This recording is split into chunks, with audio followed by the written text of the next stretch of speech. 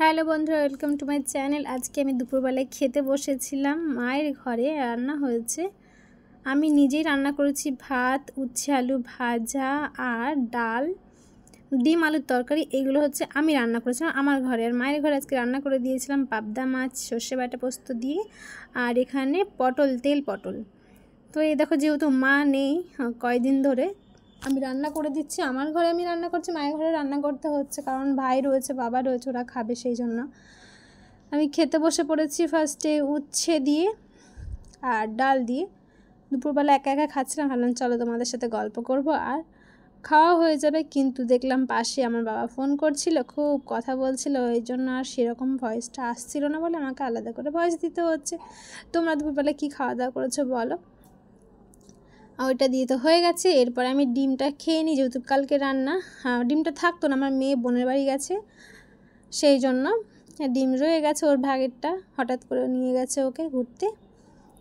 ওই যে বলছি যে কালকে আমাদের ঘরে রান্না হয়েছিল এইটা।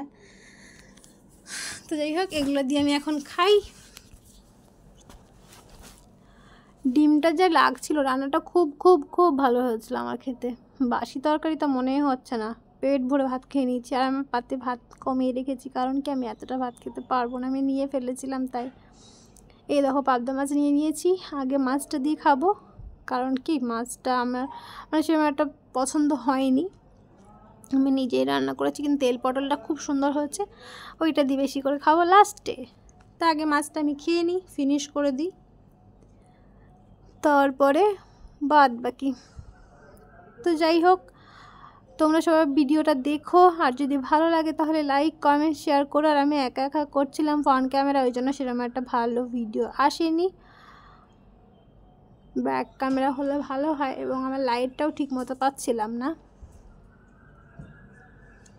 আর রাখার জায়গা নেই বলে আরও অসুবিধা। পাবদা মাছ দিয়ে খাওয়া হয়ে গেছে, মাছটা রয়েছে পাতে।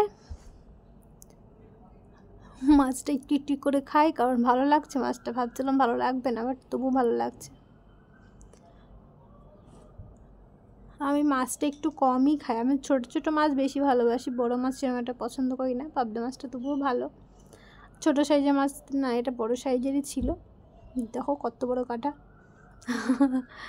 কাঁটা চলে যাক বাড়ি।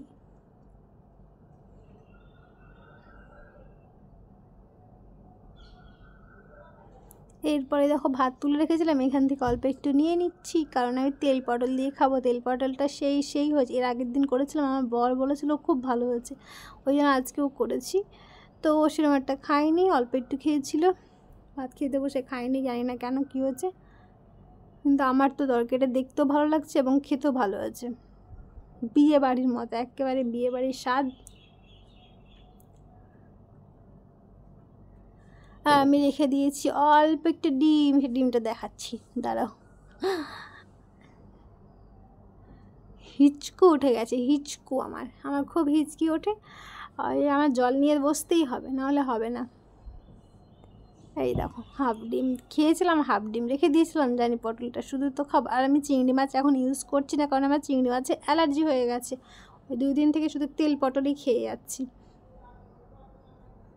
চিংড়ি মাছ খেলে চোখ চুলকায়, ভালো লাগছিল না, খুব চোখ দিয়ে জল বেরোচ্ছিল।